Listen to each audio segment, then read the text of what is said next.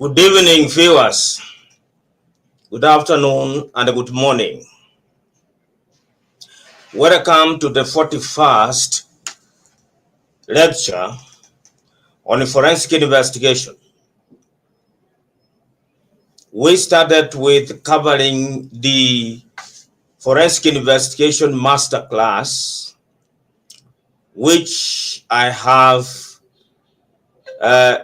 completed covering, and those who are taking the forensic investigation masterclass course can now comfortably rewind or replay all the videos and be able to cover their training within the prescribed time of 3 months.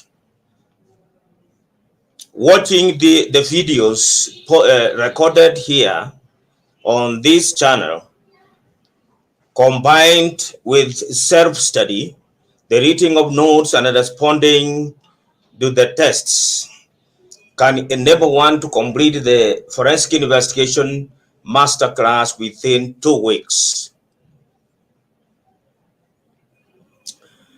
Today, as you can see, and as you have been seeing, because I did this scheduling in the morning, we are having a lecture on white collar crime causation theories. And these theories apply across the board. They both apply to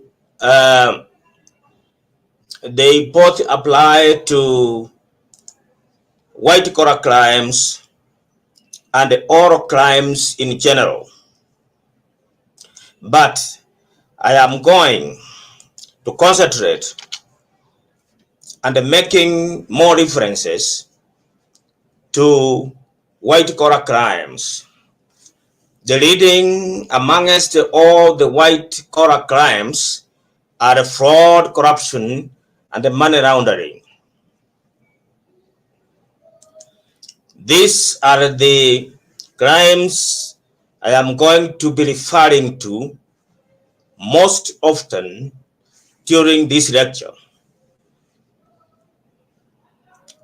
We have a lot of materials to cover, about 40 slides, and therefore I'm going to move very fast because I must go through all the slides within 45 minutes, and then allow time for questions and comments, both from the viewers and my co-speakers.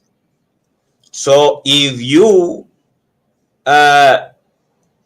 consider my speed to be inappropriate, that is very fast, please let me know by posting a comment online. White collar crime causation theories and the cost of fraud and corruption to an organization. This is what I'm going to cover. My name is Austin Bichang, the global president of the ICFIP. Today, I'm not teaching as president, but I'm teaching as the chief trainer, forensic trainer. This is the work, the job I love doing.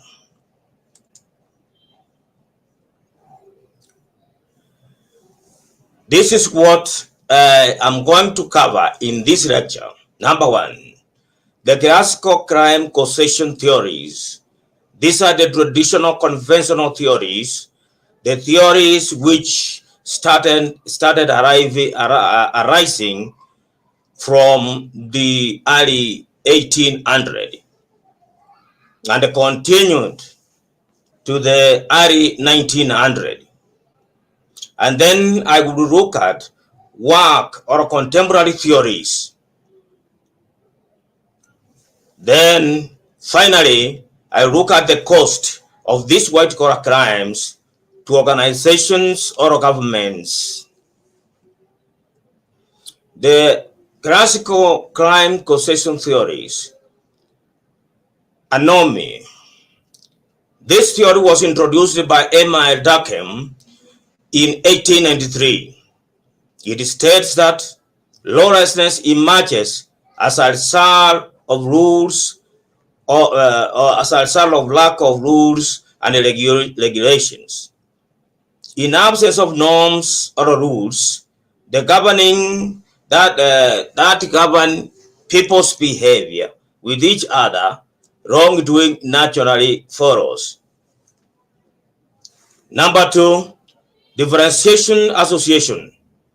According to Edwin Sutherland, individuals learn criminal behavior by interacting with others. This theory states that unlawful behavior is learned through association with others with the criminal disposition. Disposition here means inclination. The Holy Bible also says that wrong company corrupts morals. I beg for your pardon from those who are not, do not belong to the Holy Bible religion. But I think this same statement is found in the Holy Quran. The Holy Quran and the Holy Bible are the books of wisdom that can guide even investigators and forensic experts in carrying out their work. The Holy Bible, I repeat, also states that wrong company corrupts morals. That supports the theory of Sutherland. According to Wikipedia, deviance is the violation of cultural norms, including formally enacted rules, as well as informal violations of social norms. Why do people violate the rules? When I put this question to Dr. Philip Pate, he had this to say: human beings are not machines. They do not react, they respond. The rules we put in place to which we expect people to conform differ from culture to culture, even from community to community. Some rules are unreasonable, some laws are unjust, some rules that apply to one community do not apply to others. Everyone carries a different culture around in his or her head. Some people who choose not to obey the rules are doing so because in their personal culture, the rules are wrong or unjust. Psychopaths simply do not understand the morality implied in the rules. This was 11th January 2009. Symbolic interactionalism. Harvard Plummer, 1969, who coined the term symbolic interactionism, set out the three basic premises of the perspective. A, human beings act towards things on the basis of meanings they ascribe to those things. B, the meaning of such things is derived from or arises out of the social interaction that one has with others and the society. C, the meanings are handled in and modified through an interpretive process used by the person in dealing with the things he or she encounters. Labeling theory. Labeling is a derivative of the word label. To label is to brand or tag. Simply put, labeling is giving a name to somebody or something. According to labeling theory, those individuals so labeled as criminals will tend to view themselves so and will feel unwanted by society, and so they will choose to perpetrate crime.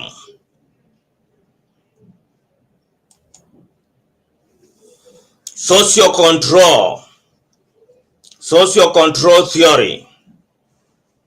Social control theorists generally argue that all people have needs and desires that are more easily satisfied through crime than through legal channels.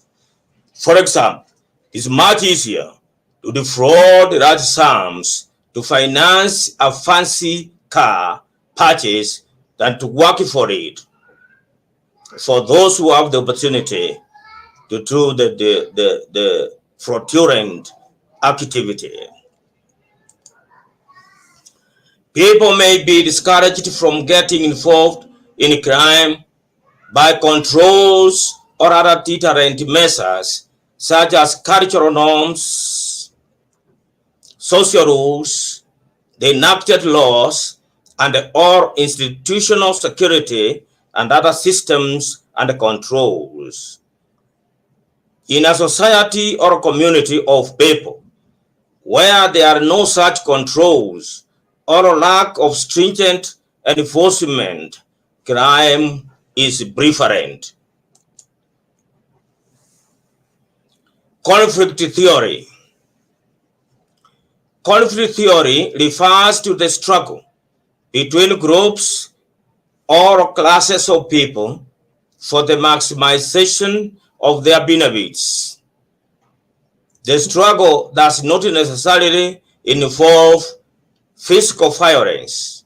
The theory was founded by Karl Heinrich Marx, May 1818 to March 14, 1883, and later developed by other theories including Maximilian Karl Emil Weber, 21st April 1864 to 14th June 1920. According to this theory, there is always conflict between the following classes of people: A, the ruling class and the ruled, the rich and the poor, capitalists and the socialists.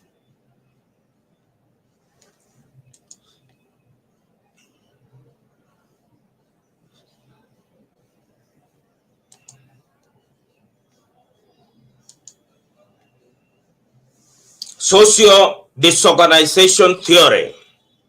Reference here is made to this website. The link is given here below. Social disorganization theory. The Chicago School of Criminology coined the term given to scholars of the University of Chicago who conducted the research beginning in the early 1900s that led to the development of social disorganization theory. Researchers Robert Buck and Ernest Burgess studied social issues in urban areas and noticed that they were divided into different groups based on factors such as race, socioeconomic class, because they faced similar burdens. They then developed the concentric zone theory, which states that cities grow outwardly into 5 different zones from a central point. As a city becomes more populated, the central part, of a city becomes more disorganized, causing the more affluent to retreat to the outskirts.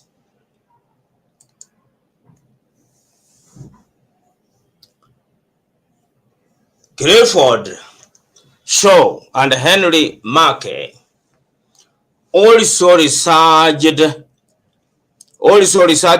of the early 1900s, Chicago School of Thought, further developed this work by studying juvenile delinquency.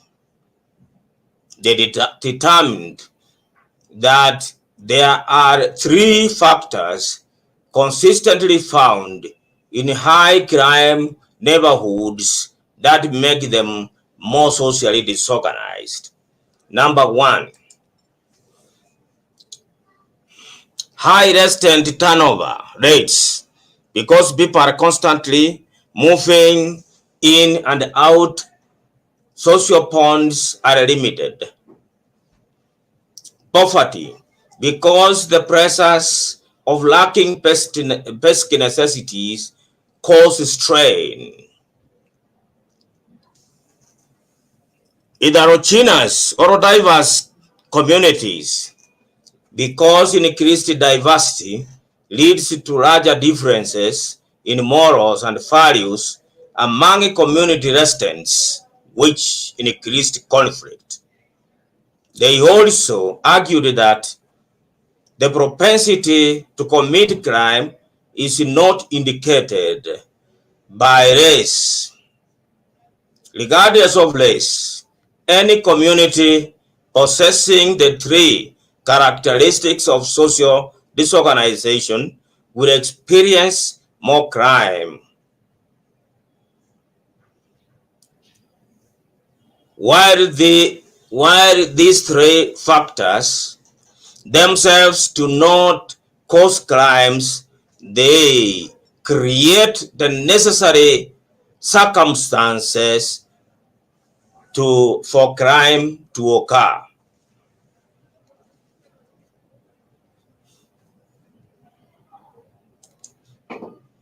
Social learning theory.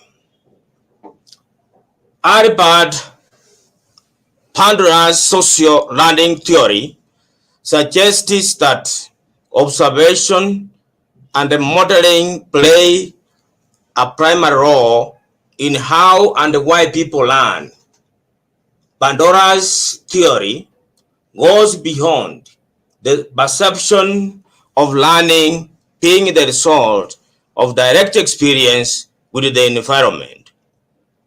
Why do people commit fraud according to the social learning theory? They learn to perpetrate fraud and other white-collar crimes through their association with fraud gangs, those who live beyond their means. They learn to engage in fraud or crime when they see the rich who got their wealth through suspect means being glorified by society. Workers may learn to steal from the employer or government when they see those who commit or perpetrate occupation fraud and corruption are being promoted and praised by the boss just because they had bribed him using the stolen funds. Social learning theory also draws heavily on Ronald Acker's work, which in turn elaborates Edwin Sunderland's differential association theory, already discussed above. The strain theory. M.R. Durkheim developed the first modern strain theory of crime and deviance. But Merton's Klasky theory, Klasky's strain theory, and its offshoots came to dominate criminology during the middle part of the 20th century. In summary, people perpetrate crime according to the strain theory due to the following.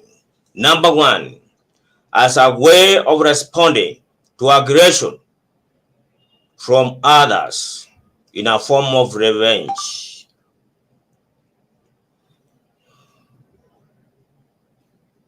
B, to escape from overbearing parents, that is children, to escape from frustration, to reduce financial problems, to vent out their stress, strain, or anger, to achieve one's goals, the desire for money, to achieve their desires for money. The fraud triangle. Criminologist Donald R. Creasy in the 1970s coined and published a model called the fraud triangle. More information can be gotten from the website link below. There we have the drawing of the fraud triangle. You can see two circles, three circles, which makes the triangle. At the top, you have motivation. On the left hand side, you have opportunity. On the right hand side, you have rationalization. In the middle, you have the fraud triangle. I will explain the three parts of the fraud triangle in the following slides. The components of fraud triangle. Number one, motivation. According to Mbroka, motivation involves the following: certain changes in circumstances, like a partner's job loss or surprise medical bill. Next, a sense of having been wronged, having passed over for promotion or denied a raise. Next, survival. Inability to afford the life-saving medicines or to put food on the table. Next, status pressure. Feeling compelled to keep up with peers' earning or spending. The above mirrors what Dr. Creasy meant by motivation.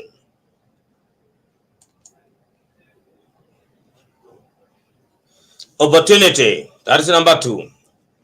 The crimes like money laundering, fraud, corruption, and many others, according to Mbroka, as he explains Dr. Creasy's fraud triangle on opportunity, are as follows. The crimes to take place when oversight and controls are: number one, absent; number two, uninvolved; number three, ineffective; and number four, unmonitored. It is not enough to just put systems in place.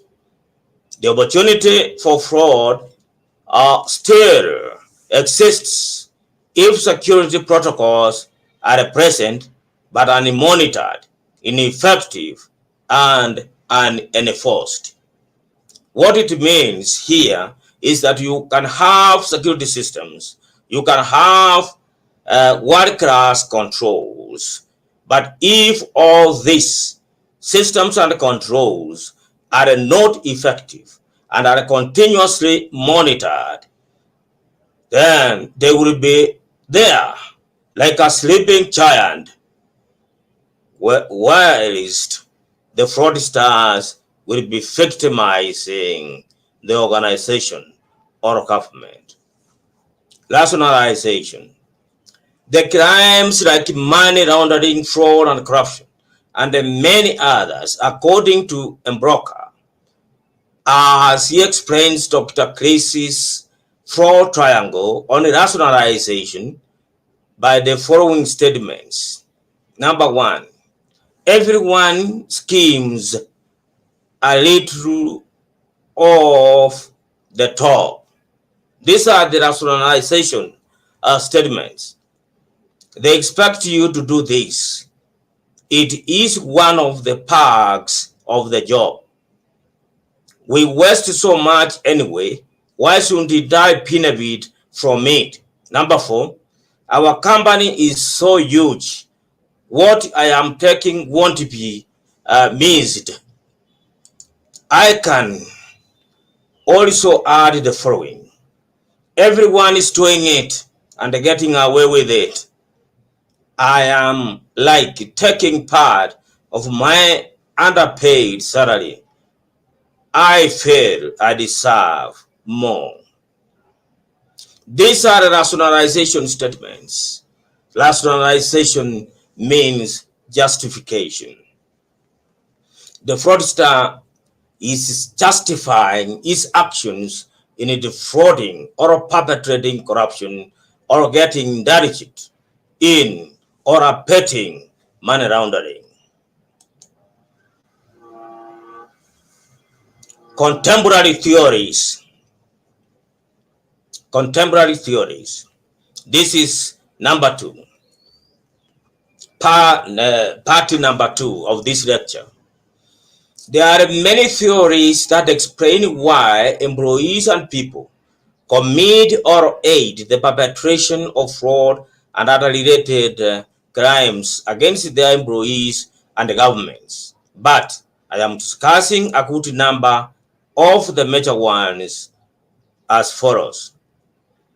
One of these is very common is that those employees who defraud are dissatisfied in one way or the other, or they just want to become wealthier without caring about the negative consequences. The major contemporary fraud, corruption, and other related crimes causation theories are discussed as follows. Discrimination theory.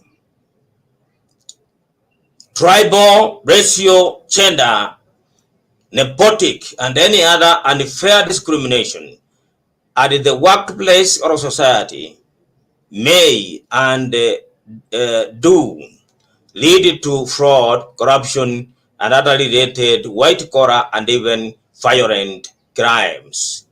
The discriminated person may lead the sleeping evil tendency in him or her to go on the rampage. Unfair treatment as far as tribal and racial discrimination in terms of allocation of career advancement, training, and other resources may lead to anger, as well as a feeling that one does not belong, and maybe it is because he or she is poor. This anger thus generated can actually lead the individual to criminal behavior. One frustrated worker in a neighboring company where I worked once said, if they will keep on promoting their kinsmen who are less qualified and experienced than me, I will steal a lot of money when opportunity arises, and if I am caught, I will be ready to go to jail because I am fed up with them.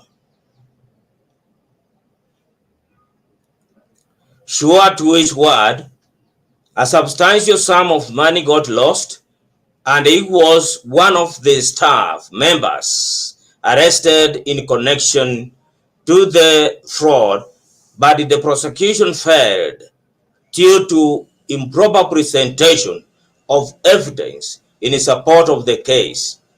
Instead, he was awarded millions of cash as compensation for defamation and a wrongful dismissal, with court orders issued for reinstatement and the payment of all salary arrears dating back 3 years when he was summarily dismissed. Unfair payment disparity theory. Payment disparity may lead to aggrieved staff to think the company or government is stealing from him and her, and therefore he has the right to compensation by defrauding or perpetrating corruption or aiding money laundering if working in financial institutions. He rationalizes that he or she has not stolen but taken what was and is being withheld from him or her wrongfully. This occurs when equally qualified and experienced people are paid at different rates, whilst they are carrying out similar grade of duties. And justified constant dismissal threats. This is similar to the reporting theory. I will sack you now and again. I will sack you. After discovery of a small unintentional mistake, I will sack you. Such abusive language makes employees to feel insecure and hence those more disposed to fraud or crime quickly given and committed, so that when the dismissal threat eventually materializes, they shall have gotten enough and even left the organization, so they think.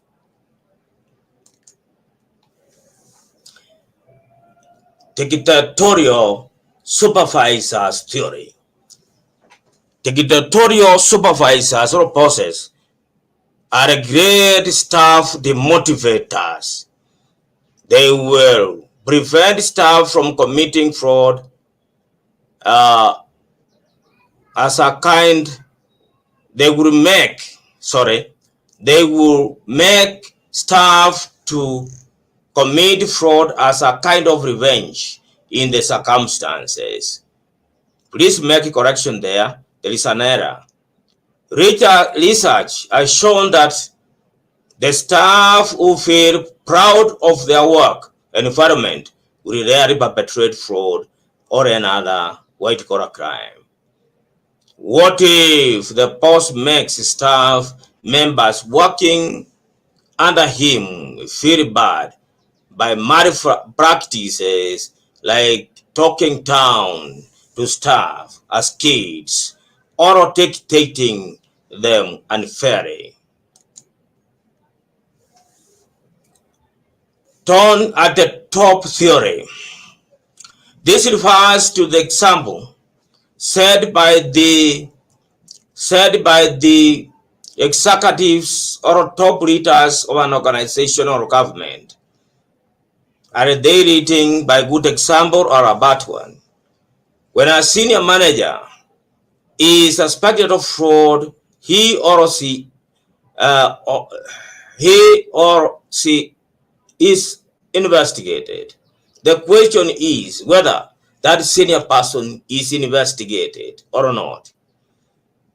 As I said earlier on, employees get to know of an ongoing fraud long before it is unearthed and reported. So if fraud is reported again about a senior boss and nothing is done, then they will get prepared, then the organization should get prepared for many frauds by those below that boss. The juniors will feel that they also have a right in courts to steal because the seniors are doing so.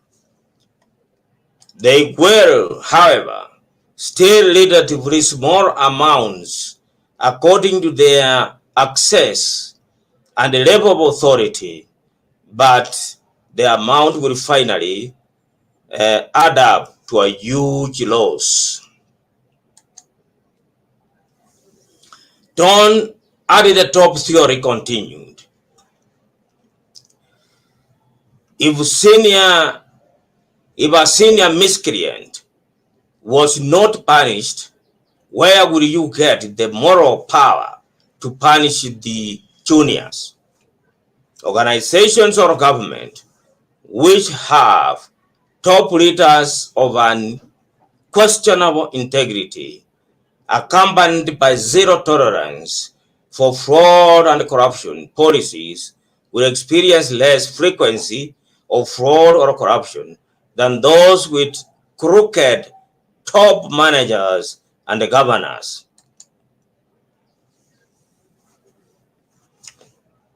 Treating crime as a sacred theory.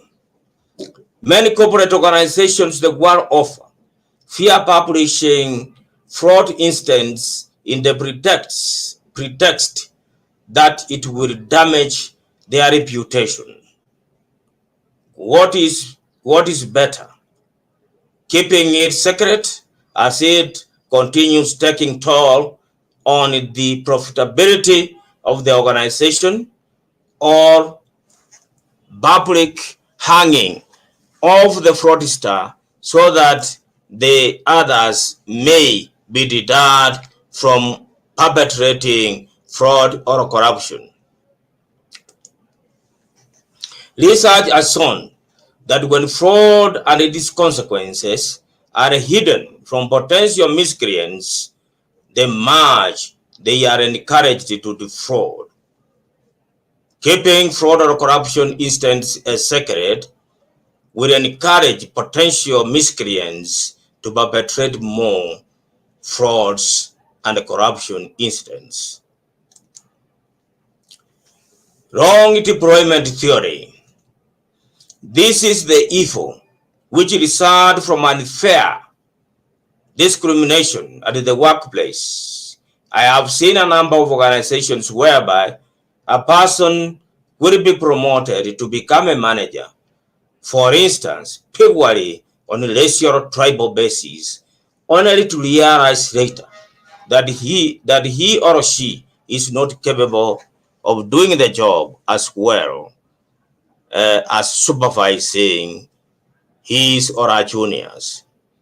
In this scenario, either the stooge will steal and leave due to frustration, or the juniors will take advantage of his inability to siphon out the organization's assets, as he only asks, "Where do you want me to sign for you?" He might be thinking that his or her duty is only signing and not to thoroughly verify. Conversely, there could be well-qualified and intelligent staff put in non-satisfying positions just because he or she is not racially, politically, or tribally correct. Very wrong indeed. Inappropriate response to instance theory. Generalization theory. What happens in many organizations is that when fraud occurs and it is discovered, the head of department is reprimanded for having aided the fraud, even though he was not negligent in his duties, and the whole department is made to suffer for the evil they did not participate in. This has proved counterproductive. Those who were punished for the wrongs they did not know anything about may get upset or stressed. As a consequence, one or two might decide to actually defraud the organization in retaliation. Blanket punishments like withholding increments to whole group of workers is actually self-defeating. Punishment should be meted out to the guilt after thorough investigation. This is what will deter fraud or any related crime. Workforce aggression theory. There are two common types of workplace aggression. Number one, physical aggression. Number two, verbal aggression. Physical aggression refers to direct assault. This aggression results in physical harm to the aggressee. The aggressor may be junior staff or a supervisor. If the incident of aggression at the workplace is not resolved amicably, it may lead to a grudge, which in turn may cause loss to the organization assets through fraud and corruption. Physical aggression may also involve unnecessary bypassing a supervisor or a manager in charge of a given section or department by giving operational instructions to staff under him or her without his or her involvement. What am I saying here? It is common sense that if you have put someone in charge of a group or of staff, you cannot transfer them or assign duties to them without involving that person so that he or she reschedules the work of the section. The offended staff might decide to commit fraudulent actions and leave the employment of the organization in protest against the aggressor. Verbal threats. Verbal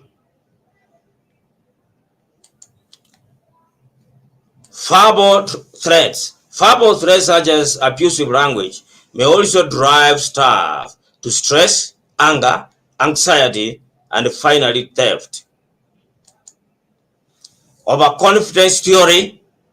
Being overconfident is also a bad idea. Over-reliance on trust. Research has shown that majority of fraudsters in organizations and even in government are the most trusted staff. The principle is trust, but always verify. The cost of fraud or corruption to organizations and governments. Cost of fraud and corruption is unfathomable. It is immense and hidden, since not all frauds are reported by individuals, organizations, and even government for fear of tarnishing their reputations. The cost of fraud, however, is estimated to be about 6% of the total gross annual revenue of an organization. This is as per the Association of Certified Fraud Examiners research. There are two types of cost of fraud and corruption: direct costs and indirect costs. Direct costs involve actual loss of cash and other assets, loss of hardworking staff, recruitment costs, investigation costs. Investigations are costly. Thereby pays are advised to charge a premium to cover risks to their personal safety.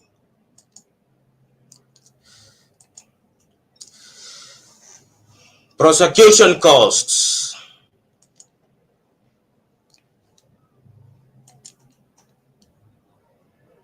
Counterclaim if the case is lost.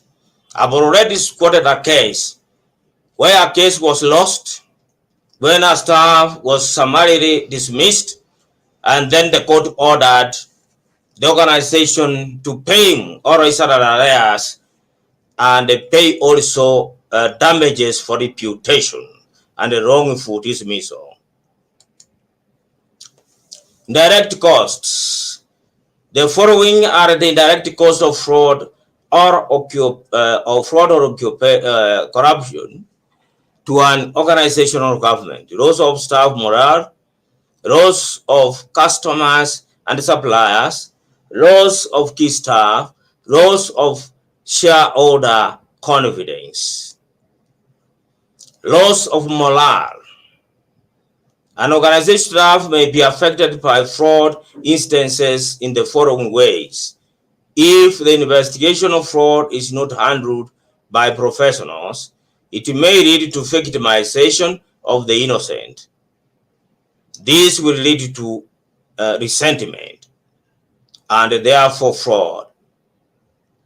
The fraud may be seen as robbing the innocent what they have hard worked to achieve when management decides not to award them salary increments as a result of the incident. Fraud may be of such magnitude as to render the organization incapable of making salary adjustments to any staff. Loss of customers or suppliers. Loss of key staff. As we have said, that those who perpetrate fraud are mostly hardworking and intelligent, and therefore, if they are not taken care well, and they perpetrate fraud, they will be dismissed, and the organization or government will miss those key hardworking staff. Loss of stakeholder confidence because of the fraud. Conclusion. If crime causation theories are well understood, then prevention or deterrence can be very easy, hence saving society, organizations, and government in a great deal. Fraud or corruption or related white-collar crimes are perpetrated by staff at a great cost to any organization or government. It is therefore important that preventive and proactive systems be installed in an organization or government serious enough to fight and mitigate against such incidents. That is end of lecture. I promise to complete or end this lecture in 45 minutes, and I'm ready by 4 minutes. Please let me see the questions from the audience, and let those co-speakers who were invited to join me in the studio fire the special links given so that they can comment and give short lectures to the audience. As I wait for questions from the audience, I thank those who actively participated very much. I have kept you listening and following this lecture for 49, almost close to 50 minutes. Thank you very much for your patience. I'm now waiting for the co-speakers to join me in the studio, and the audience to let comments coming and also questions before we wind up. We have about 10 minutes to wind up this session, this lecture. So if you have a question or a comment, it is your time. Just 10 minutes, please. Do not waste your time. Those speakers invited, please join me in the studio. Fire the link that was given.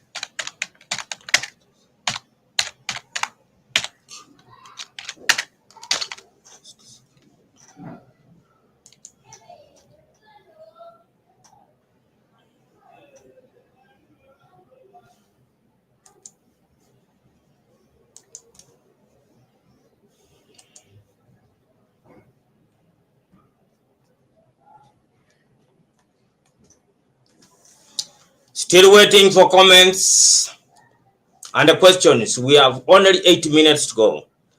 I'm also waiting for the co-speakers to join me in the studio to make comments and short lectures to the audience.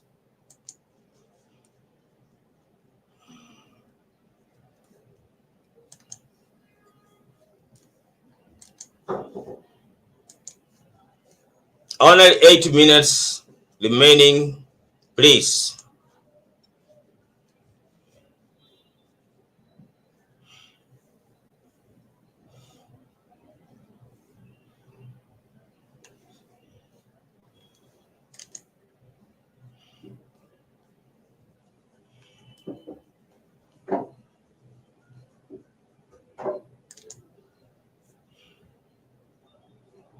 That is a comment from Yaropi Mosaiso. This is from Botswana.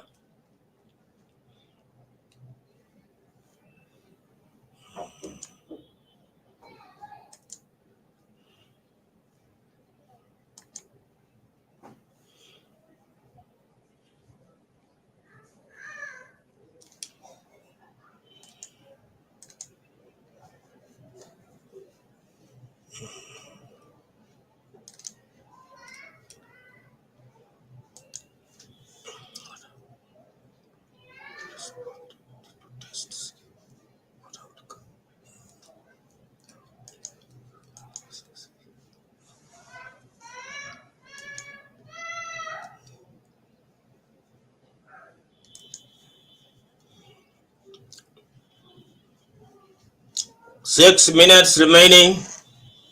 Still waiting for questions, comments, and the co-speakers to join me in the studio.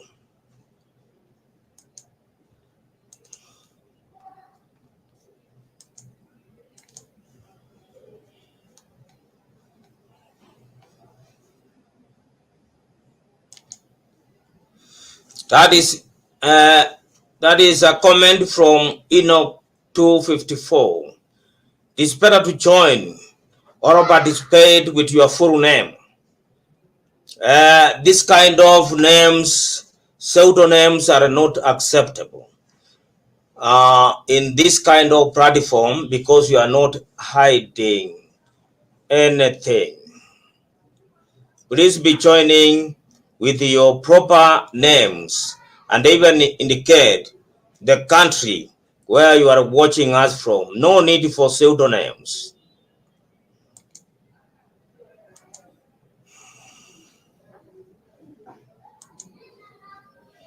Thank you for your comment.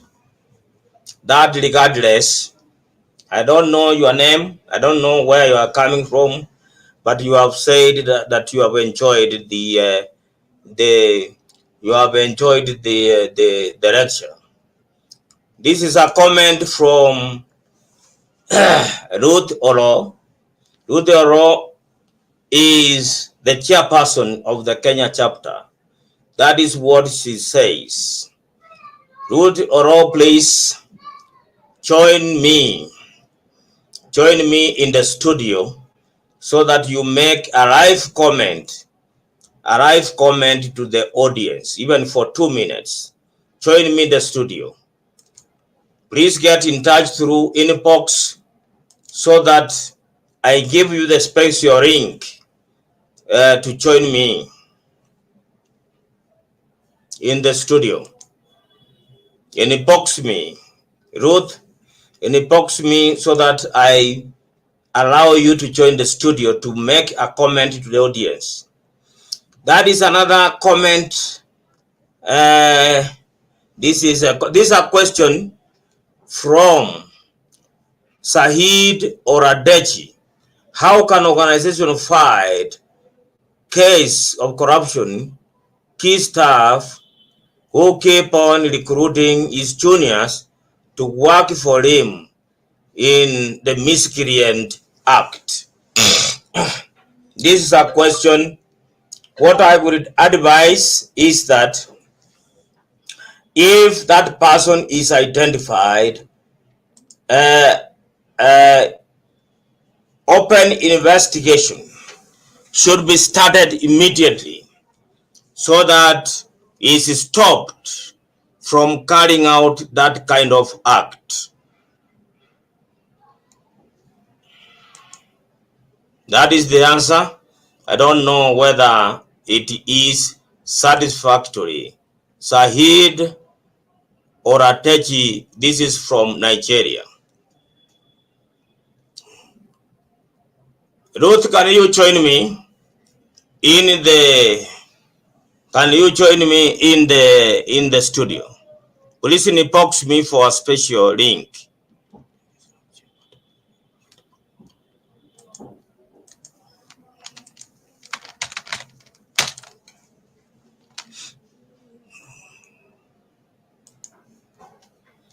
Keep the comments coming. We have like 2 minutes remaining. Keep the comments coming. As you make comments or ask questions, I thank you very much for listening, and may God bless you abundantly for your active participation. Active participation, I mean by making you actively participate, by making comments, asking questions, and asking questions. And those trainers who are following the lecture, you are invited to join me in the studio so that you make live comments to the audience. I'm waiting for your request for a special link, because there is a special link for the trainers or experts who are following the lecture to join me in the studio. So you have to inbox me to get the link to join me.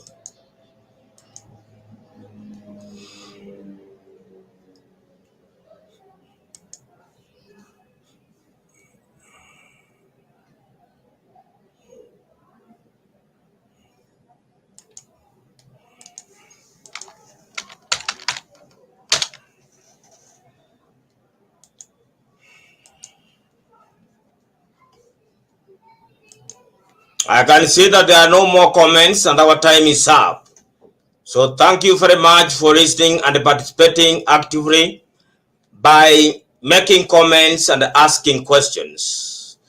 Thank you very much. Until next time, please, when we schedule a meeting like this, be following the scheduled lecture. Be clicking on the lecture, the scheduled lecture, to see the hours or minutes remaining, so that you do not miss any lecture. Thank you very much. May God bless you for your active participation, and bye-bye.